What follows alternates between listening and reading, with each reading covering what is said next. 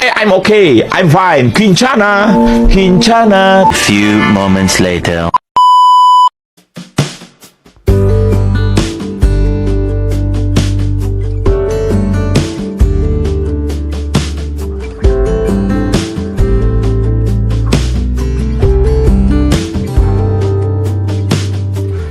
Dari kejauhan tergambar cerita tentang kita, terpisah jarak.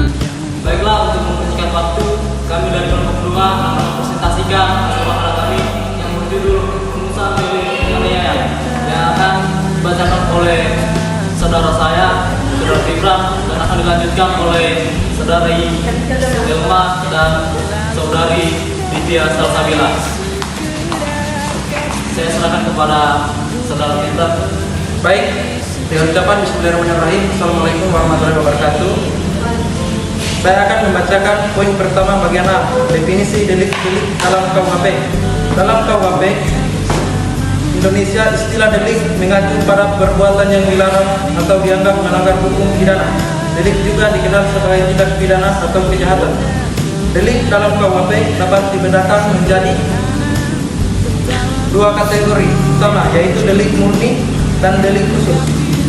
1. Delik murni. Delik murni adalah delik yang memiliki unsur-unsur yang cukup tersendiri dan dapat berdiri sendiri sebagai tindak pidana. Dalam delik ini, perbuatan tersebut dianggap melanggar hukum secara langsung tanpa memperhatikan tujuan atau akibat yang ditimbulkan. Contoh, delik murni adalah pencurian, pemerkosaan, penganiayaan, dan pembunuhan. 2. Delik khusus. Delik khusus adalah delik yang merupakan perbuatan tambahan yang diancam pidana sebagai akibat dari pelanggaran terhadap peraturan lain yang ada di luar KUHP. Artinya, perbuatan tersebut menjadi tindak pidana karena adanya undang-undang lain yang mengatur tentang hal tersebut. Contoh, delik khusus adalah penyalahgunaan narkotika, korupsi, perjudian, dan pencucian uang.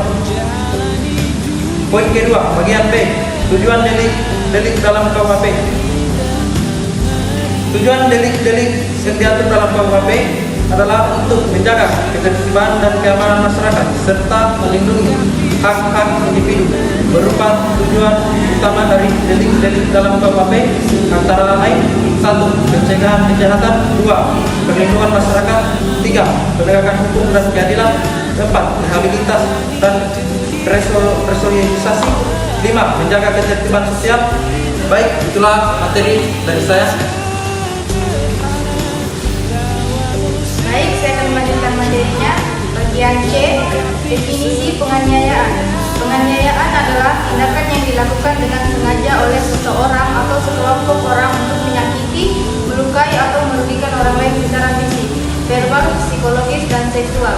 Tindakan penganiayaan bertujuan untuk menghancurkan integritas fisik, emosional, dan psikologis korban dan seringkali melibatkan penggunaan kekerasan atau ancaman kekerasan.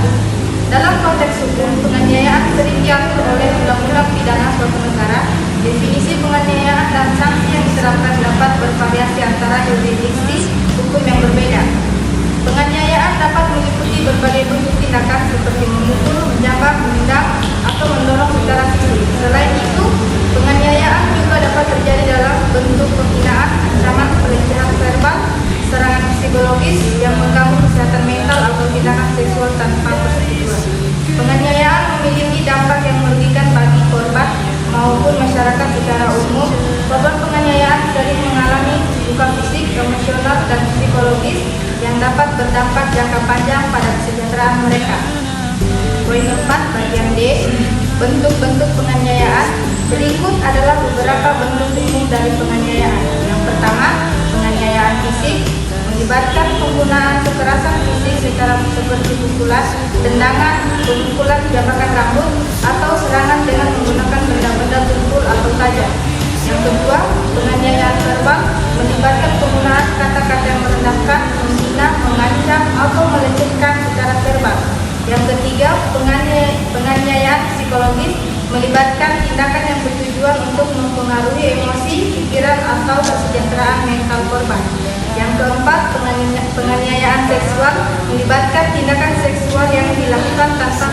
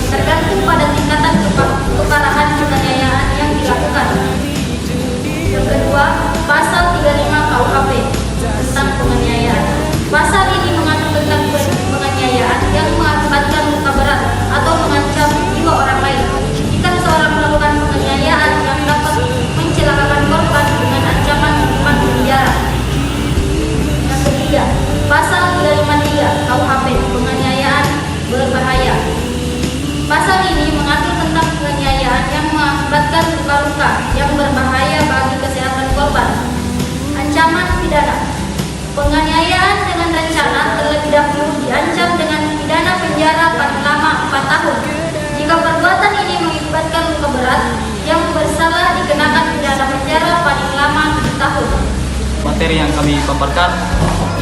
Selanjutnya ada beberapa pertanyaan yang muncul dari kelompok 1 dan kelompok 3. Pertanyaannya yaitu, untuk dirimu, sebab kau terlalu indah dari sekedar baiklah, kami dari kelompok 2 akan menjawab pertanyaan dari kelompok 1 yang akan dijawab oleh saudara Fitra.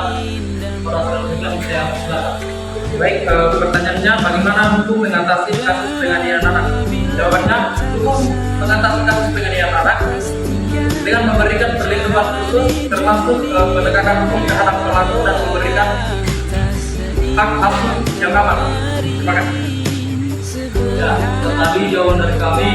Selanjutnya kami akan menjawab pertanyaan dari kelompok 3 yang akan dijawab oleh saudara Vivian Nabila.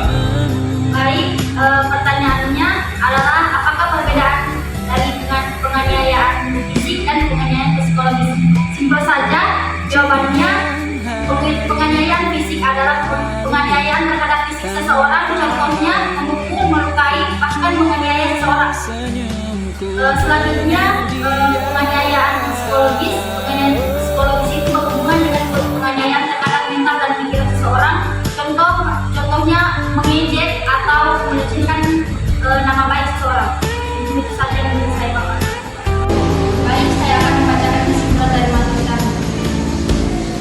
Dalam KUHP, istilah delik mengacu pada perbuatan yang dilarang atau dianggap melanggar hukum pidana. Delik juga dikenal sebagai tindakan pidana atau kejahatan. Delik dalam KUHP dapat dibedakan menjadi dua kategori utama, yaitu delik murni dan delik khusus. Penganiayaan adalah tindakan yang dilakukan dengan sengaja oleh seseorang atau kelompok orang untuk menyakiti, melukai, atau merugikan orang lain secara fisik, verbal, psikologis, atau seksual. Tindakan penganiayaan bertujuan untuk menghancurkan integritas fisik, emosional, atau psikologis korban, dan seringkali melibatkan penggunaan kekerasan atau ancaman kekerasan. Dalam konteks hukum, penganiayaan sering diatur oleh undang-undang pidana suatu negara.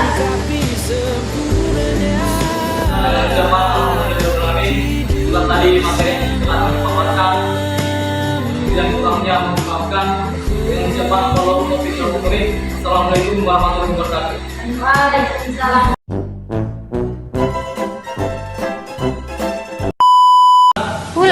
Ulang dulu satu, ulang. Setelah tadi